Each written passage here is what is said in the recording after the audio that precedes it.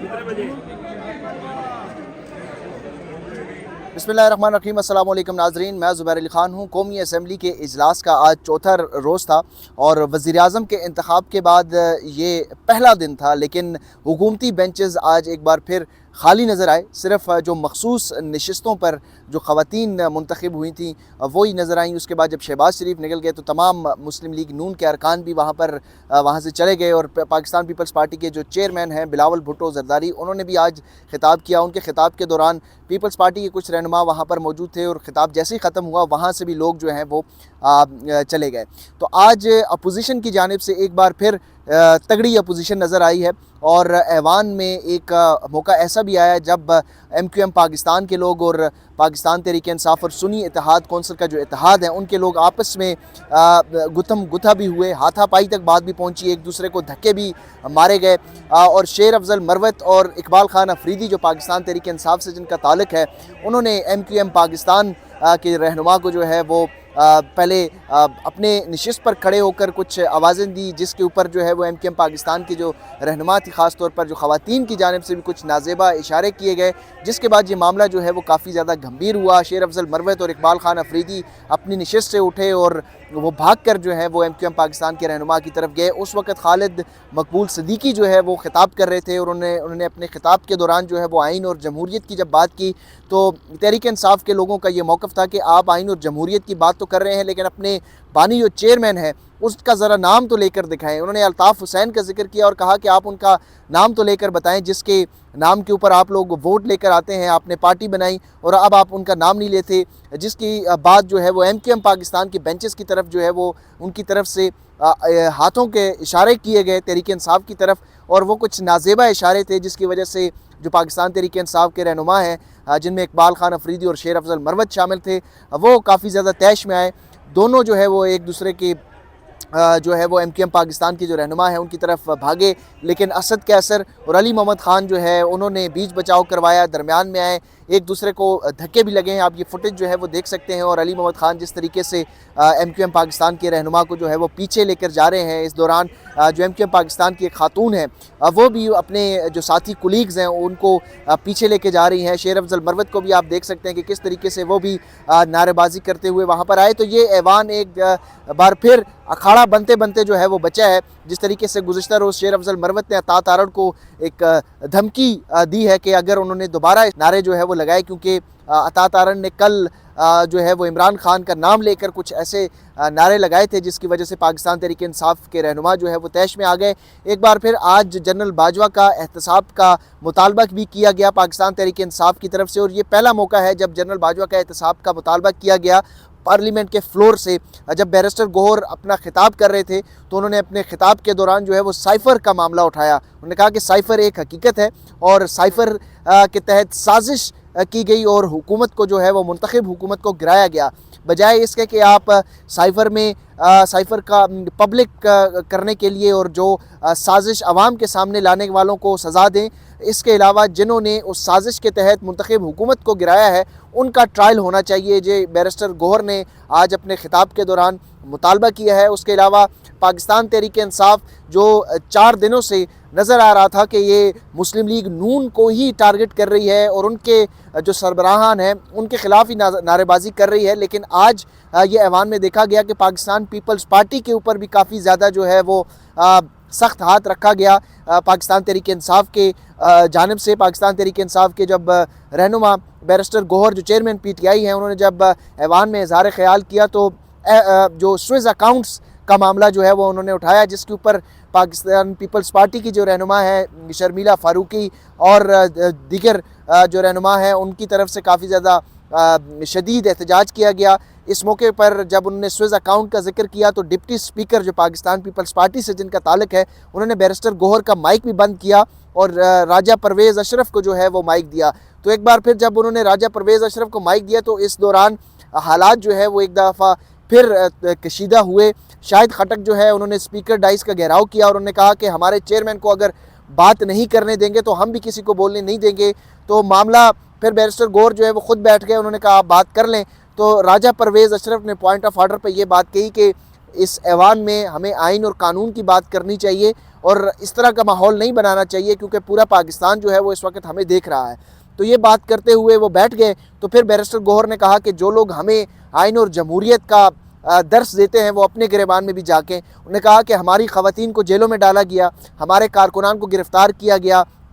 کیسرا الہی کا انہوں نے ذکر کیا اور کہا کہ ان کا جو دوپٹہ ہے وہ چھینا گیا۔ اس وقت پاکستان پیپلز پارٹی کے رہنما جو آئین اور جمہوریت کے چیمپئن بنتے ہیں وہ مکمل طور پر خاموش تھے، ان کی طرف سے کوئی بھی بیان جو ہے وہ سامنے نہیں آیا۔ بیرسٹر گوہر نے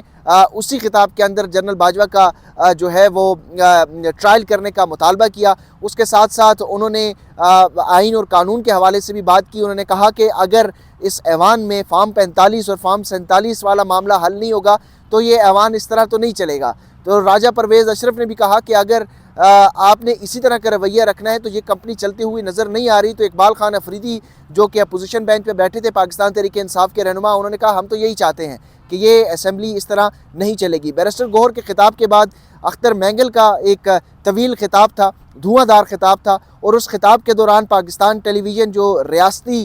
چینل ہے انہوں نے بلیک آؤٹ بھی کیا کیونکہ اختر مینگل نے ریاستی اداروں کو چیلنج کیا، ریاستی اداروں کے جو سیاست میں مداخلت ہے اس کے اوپر بات کی۔ انہوں نے ذکر کیا کہ 70 کے انتخابات میں مینڈیٹ کو تسلیم نہیں کیا گیا اور بنگلہ دیش قائم ہوا۔ انہوں نے کہا اگر اقتدار کی خاطر مینڈیٹ چوری نہ کیا جاتا تو بنگلہ دیش قیام میں نہ آتا۔ پاکستان تحریک انصاف کے رہنماؤں کی طرف انہوں نے اشارہ کیا، انہوں نے کہا کہ میں ان لوگوں کا احترام کرتا ہوں، یہ تو اب جو ہے وہ سختیوں کا شکار ہوئے ہیں۔ بلوچستان میں ہم لوگ جو ہیں وہ 75 سالوں سے ان سختیوں کا، ان مظالم کا شکار ہیں۔ انہوں نے کہا کہ اس وقت جو گوادر میں ہو رہا ہے بلوچستان میں ملٹری اسٹیبلشمنٹ، ملٹری آپریشن جو کیا جا رہا ہے اس میں ہیلی کاپٹر جو استعمال ہو رہے ہیں، ہمیں خوشی ہوتی وہ گوادر کے لوگوں کو ریسکیو کرنے میں اگر وہی ہیلی کاپٹر استعمال ہوتے تو ہمیں زیادہ خوشی ہوتی۔ انہوں نے اختر مینگل نے اس بات کا ذکر بھی کیا کہ یہ جو ووٹ پڑے ہیں یہ ووٹ کسی پارٹی کی کارکردگی نہیں ہے، یہ ووٹ جو ہے وہ لوگوں کے اندر ملٹری اسٹیبلشمنٹ کا جو نفرت ہے وہ نفرت بیلٹ پیپر کے اوپر نکلی ہے۔ یہ بات جب انہوں نے کی تو اس کے بعد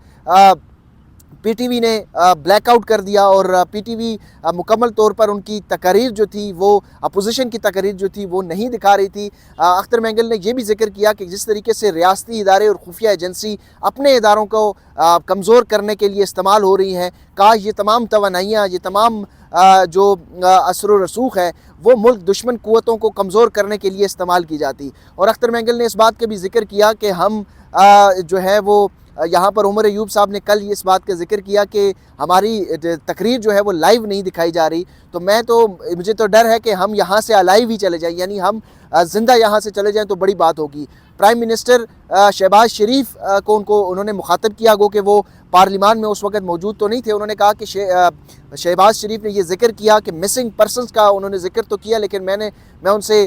گزارش کرتا ہوں کہ مسنگ پرسنز کا ذکر نہ کریں کیونکہ آپ بھی مسنگ ہو جائیں گے۔ انہوں نے انکشاف کیا کہ جب شہباز شریف وزیر اعظم تھے تو تب میں نے جب مسنگ پرسنز کا حوالہ دیتا تھا ان کو تو وہ کہتے تھے کہ یہ بات آپ کم کیا کریں، یہ اس بات پہ اتنا زیادہ زور نہ دیں۔ اختر مینگل نے آج دھواں دار خطاب کیا ہے اور تمام تر جو غیر جمہوری قوتیں ہیں ان کا جو اسٹیبلشمنٹ کا جو سیاست کے اندر مبینہ طور پر مداخلت ہے اس کا ذکر کیا ہے۔ ان کی تقریر کے بعد جو ہے وہ شیر افضل مروت نے جو ہے مائک کی درخواست وہ بار بار کر رہے تھے، بیرسٹر گوہر کے سے پہلے ہی شیر افضل مروت چاہ رہے تھے کہ وہ خطاب کریں، لیکن شیر افضل مروت کو کہا گیا کہ آپ تھوڑا انتظار کریں پھر آپ کو وقت دیا جائے گا۔ تو جب شیر افضل مروت بات کرنے آئے تو پاکستان پیپلز پارٹی کی جو رہنما ہے شگفتہ جمانی، انہوں نے کہا کہ ہمیں بات کرنے دیں گے تو ہم بولنے دیں گے ورنہ ہم شیر افضل مروت کو بات نہیں کرنے دیں گے، اور انہوں نے کہا تو ہم جو کورم ہے اس کو پوائنٹ آؤٹ کر دیں گے۔ اس پہ احمد ڈوگر جو ہیں انہوں نے نعرے لگانے شروع کر دیے، انہوں نے کہا کہ شیم کہ حکومت جو ہے وہ کورم پوائنٹ آؤٹ کر رہی ہے، اور یہ پہلی بار دیکھنے کو مل رہا ہے کہ حکومت جو ہے وہ کورم پوائنٹ آؤٹ کر کے ایوان کے اجلاس جو ہے وہ کارروائی چلانا چاہ رہی ہے۔ اس دوران ڈپٹی سپیکر جو ہیں انہوں نے اجلاس کی کارروائی جو ہے مؤخر کر دی اور اجلاس ملتوی کر دیا۔ 8 مارچ کو شام 4 بجے اب یہ اجلاس جو ہے وہ دوبارہ شروع ہوگا۔ اس اجلاس کے دوران ہم نے دیکھا کہ علی محمد خان، بیرسٹر گوہر، عمر ایوب، لطیف کھوسا، صاحبزادہ حامد رضا، اس کے علاوہ اختر مینگل، شیر افضل مروت، محمود خان اچکزئی، یہ وہ لوگ ہیں جو اپوزیشن کی جانب سے فرنٹ رو میں بیٹھے ہوئے ہیں، اور لگ یہی رہا ہے کہ یہ ایوان جو ہے وہ زیادہ اب اسی طرح چلا کرے گا۔ حکومتی بینچز پر کچھ مخصوص نشستوں پر آنے والی خواتین نظر آئیں، اور اس کے علاوہ کوئی بڑے رہنما جو ہیں वो हुकूमती बेंचेस पर नज़र नहीं आए, और लग ऐसा ही रहा है कि अब इस ऐवान की कार्रवाई इसी तरह चला करेगी कि वो वफाकी जो वज़रा हैं वो गैर हाज़िर रहेंगे, क्योंकि अपोजिशन की अच्छी खासी तादाद है, और इस ऐवान में मुसलसल 4 रोज़ से जो इस्टेब्लिशमेंट का किरदार है सियासत के अंदर उसके ऊपर बात हो रही है। और अब इस ऐवान के ऊपर जो MQM पाकिस्तान है, या पाकिस्तान पीपल्स पार्टी है, या पाकिस्तान तहरीक इंसाफ है, या मुस्लिम लीग नून है, तमाम लोग जो है वो इस्टेब्लिशमेंट के किरदार के ऊपर बात कर रहे हैं। ये बड़ी दिलचस्प बात है कि हुकूमती बेंचेस पर जो लोग बैठे हुए हैं वो भी इस्टेब्लिशमेंट के किरदार के ऊपर बात कर रहे हैं, और जो अपोजिशन में लोग बैठे हुए हैं वो भी इस्टेब्लिशमेंट के किरदार के ऊपर बात कर रहे हैं। लेकिन अनफॉर्चुनेट मामला ये है कि यहाँ पर फॉर्म 47 और फॉर्म 45 का जो एक बहुत बड़ा